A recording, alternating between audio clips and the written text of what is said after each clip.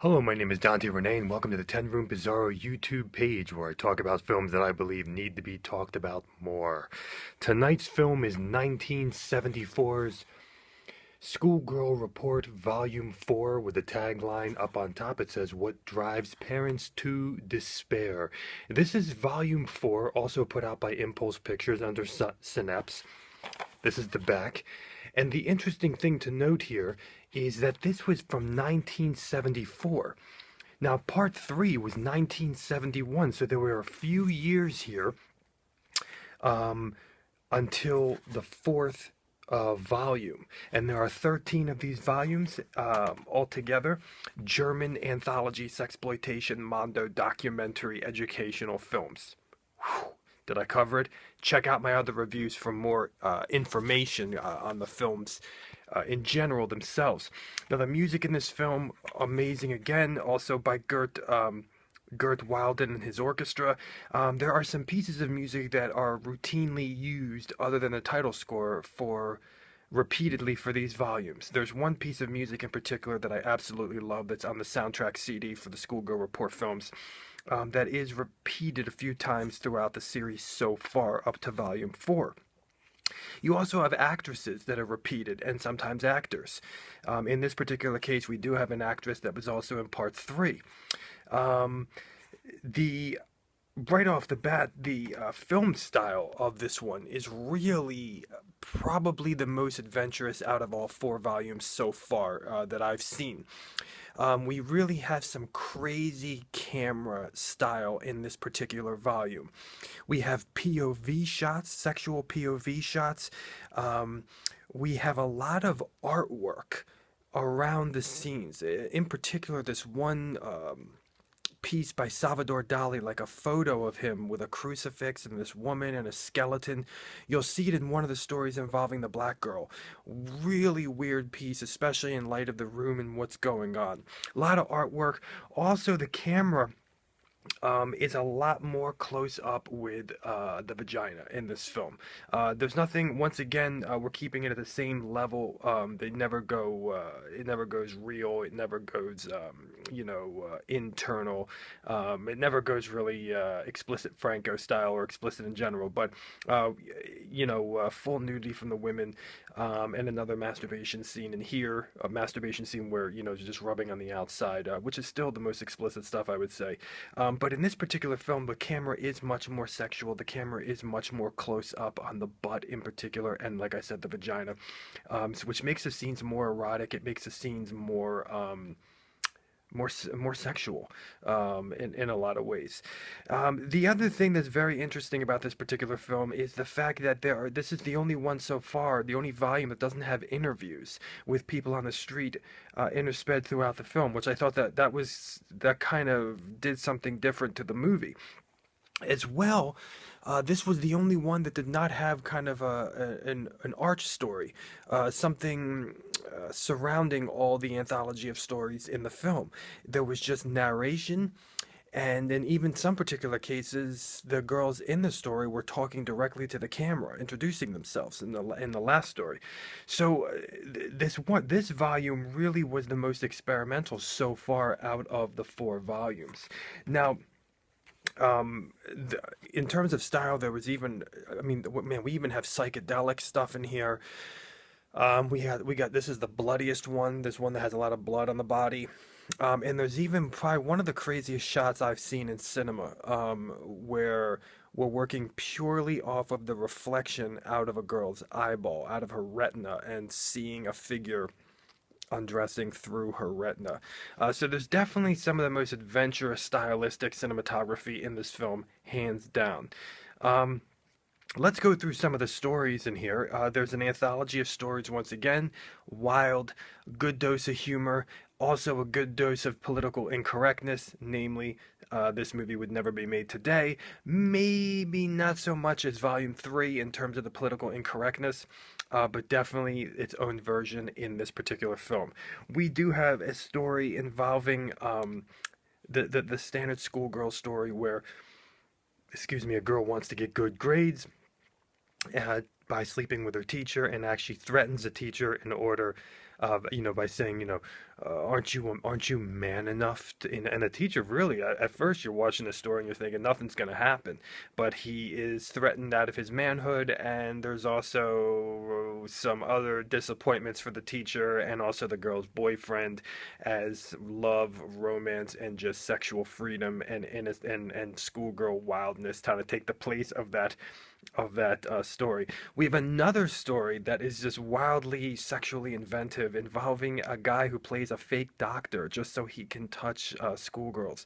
Very bizarre story, but what makes the story the most bizarre is the twist in the story that involves the two the couple, the teen couple that is telling the story to each other and then reenacts it in order for them to get wild in the bedroom when her parents are home. So there's like a really bizarre twist to that particular one as they try out what an older guy illegally did previously in their story. We have a very controversial story here dealing with race, um, with a black girl, and this one was really some of the dialogue in here, and even some of the concepts are really controversial, very shocking racially. And we even have, as some would call, jungle fever, where the black woman is with the white guy, and things get very, very interesting in here. There is some violence in this, there is some hatred. There is some very hateful speech in here. There is love and romance, and there's even a bad ending.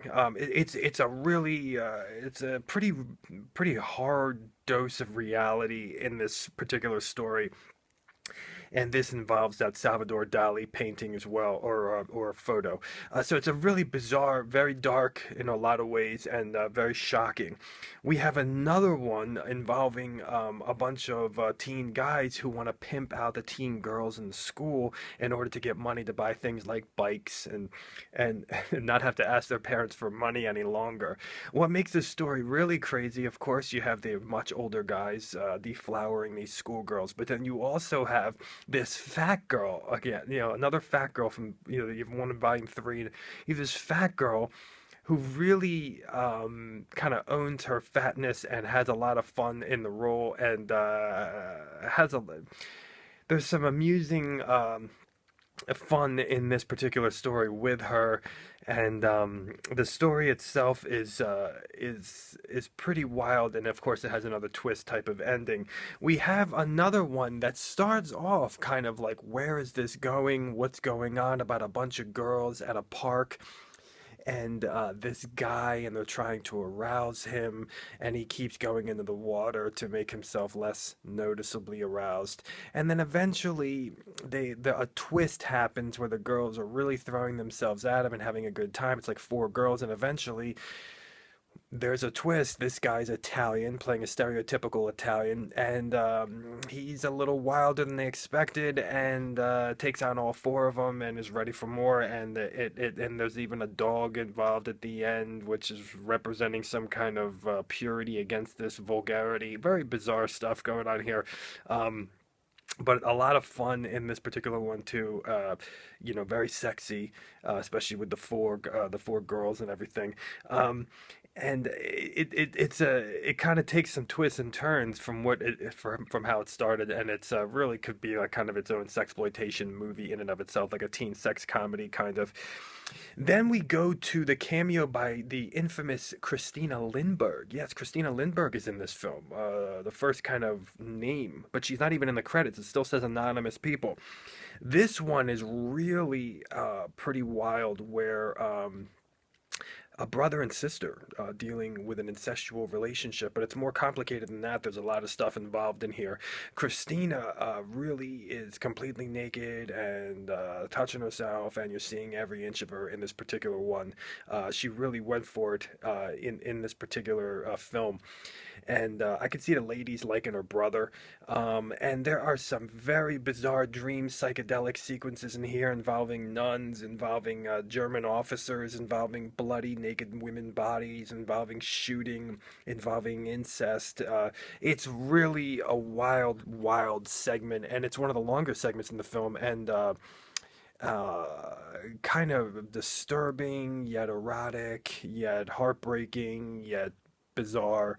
And then we kind of end the film with a story of two girls seemingly, not related, but then you realize it is related and it deals with virginity. And then it ends off with this like really weighty concept of is sex enough? And basically, as you get older, you'll be looking for more than sex, or you really won't even be able to perform anymore, maybe.